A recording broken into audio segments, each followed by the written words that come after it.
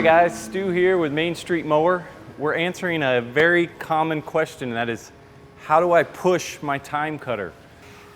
When this thing is engaged, it doesn't move at all.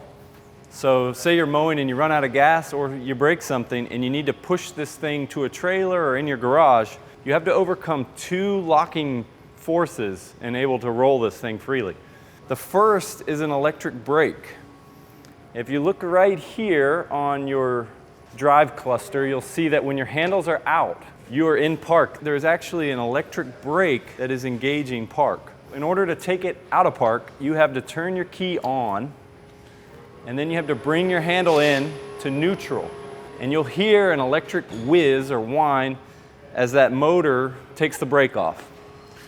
Now it would move a little better at this point, but you're still fighting hydraulic pressure. So this wouldn't do you very good. The last thing is there's a sticker here in the back that shows there's two different positions for disengaging the hydraulic drive system. Because right now you're fighting fluid pressure. So there's a rod and there's one on both sides that you push in and you lock down, and that bypasses that hydraulic fluid and allows this thing to roll. Now one person can push this with ease. All right guys, thanks for watching. That's it this time.